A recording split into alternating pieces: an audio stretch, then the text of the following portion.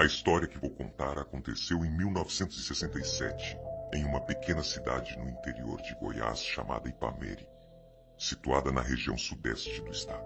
Meu avô José trabalhou por muitos anos como capataz em uma fazenda nos arredores da cidade. Minha avó Lourdes era lavadeira e costumava lavar as roupas dos fazendeiros e dos trabalhadores na beira do rio. Eles eram um casal trabalhador e respeitado na comunidade. No início daquele ano, uma família nova se mudou para uma fazenda próxima. Eles vinham de longe, mas nunca mencionavam exatamente de onde. Era um casal Samuel e Amália, com 2 filhos gêmeos de 12 anos, João e Carlos. A família era discreta e pouco interagia com os vizinhos.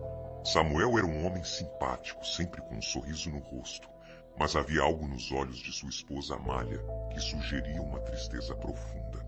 Mesmo sendo bela e jovem, parecia carregar um peso invisível. João e Carlos, embora idênticos na aparência, eram opostos no comportamento. João era gentil e carinhoso, sempre disposto a ajudar a mãe nas tarefas da casa.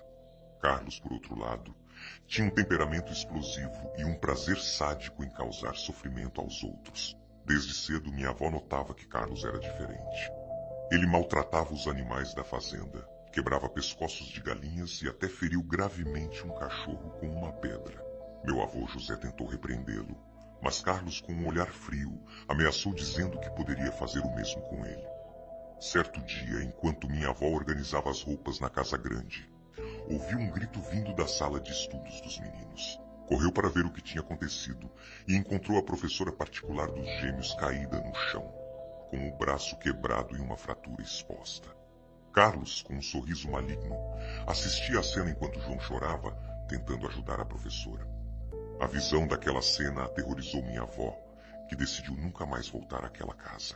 A partir daquele dia, ela lavava e passava as roupas em casa, e meu avô as entregava de charrete. Quando os meninos completaram 16 anos, as coisas começaram a piorar. Certo dia, João apareceu com uma mordida horrível na perna, uma ferida que não cicatrizava. Pouco tempo depois, ele foi enviado para morar com os avós maternos em uma cidade distante. Foi então que meu avô percebeu que o quarto de Carlos, agora solitário, tinha sido reforçado com grades nas janelas e portas, algo que o deixou intrigado. Samuel explicou a meu avô que Carlos sofria de esquizofrenia e que as grades eram para sua própria proteção e a dos outros. Embora a explicação parecesse plausível, meu avô ainda sentia que havia algo mais por trás daquela história. Certa noite, Samuel apareceu na casa de meus avós, visivelmente agitado, perguntando se eles haviam visto Carlos. Meu avô respondeu que não e antes de partir, Samuel alertou-os para trancarem bem a casa e não saírem por nada depois do anoitecer. Aquela noite foi marcada por uma inquietação no ar. Perto da meia-noite, um barulho ensurdecedor vindo do quintal acordou meu avô. Ele se levantou lentamente e, ao espiar pela janela, viu algo que nunca imaginou presenciar. À luz da lua, uma criatura enorme do tamanho de um bezerro, mas com a aparência grotesca de uma mistura entre cachorro e porco. Estava rasgando um leitão com seus dentes. A criatura parou por um instante e olhou diretamente para a casa. Seus olhos amarelos brilhavam na escuridão, e um rosnado baixo e ameaçador ecoava no silêncio da noite. Meu avô, com o coração disparado, recuou lentamente para não fazer barulho. Deitou-se ao lado de minha avó, que dormia profundamente, e permaneceu acordado, ouvindo a carnificina que a criatura fazia do lado de fora.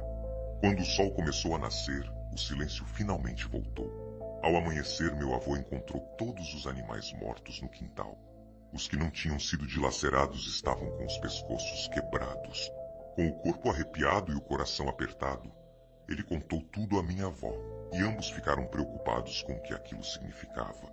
Quando Samuel apareceu mais tarde para verificar se estava tudo bem, ele revelou que seu filho Carlos ainda não havia voltado para casa e sua esposa estava à beira do desespero. Meu avô não contou o que viu naquela noite, mas decidiu que precisava fazer algo para se proteger e proteger sua esposa. Nos dias seguintes, Carlos foi encontrado por Samuel e trancado novamente no quarto reforçado, mas o sentimento de insegurança permanecia. Certo fim de semana, João voltou para visitar os pais e teve uma conversa séria com meu avô. Ele o abraçou e, com uma voz trêmula, disse que temia pela vida de sua família. João explicou que seu irmão não sofria de uma doença, mas sim de uma maldição. Aquilo não era apenas loucura, era algo muito mais sombrio. Embora meu avô concordasse silenciosamente, ele sabia que não poderia simplesmente abandonar tudo e partir. Tudo o que possuía estava naquela terra, fruto de anos de trabalho duro. A única solução que viu foi comprar uma espingarda e estar preparado para o próximo ataque. Naquela noite, meu avô ficou acordado, esperando que a criatura voltasse. Quando ouviu o som pesado das patas se aproximando da casa, ele preparou a espingarda e esperou pacientemente. No entanto, a criatura pareceu perceber o perigo e se afastou, voltando a atacar os animais no quintal. Na manhã seguinte, mais uma vez, todos os animais estavam mortos. Desesperado, meu avô decidiu que era hora de confrontar Samuel e falar abertamente sobre o que estava acontecendo. Samuel, com lágrimas nos olhos, confessou que seu filho Carlos, agora com 17 anos, era de fato um lobisomem. Samuel explicou que a maldição havia sido herdada do pai biológico de Carlos e que desde que descobriu a verdade, ele tentava proteger sua família e esconder o segredo da comunidade. Algum tempo depois, Carlos conseguiu escapar novamente, mas desta vez um fazendeiro da região o encontrou em sua forma de besta e o matou. Quando a verdade veio à tona, Samuel decidiu deixar a cidade, mas antes de partir, ele agradeceu a meus avós por sua lealdade e amizade, deixando-lhes uma generosa quantia em dinheiro. Com esse dinheiro, meu avô conseguiu comprar sua própria fazenda e viver com tranquilidade nos anos seguintes. Essa história foi contada inúmeras vezes por minha avó, e cada vez que a ouço, fico com a sensação de que o passado pode ser mais assustador do que imaginamos.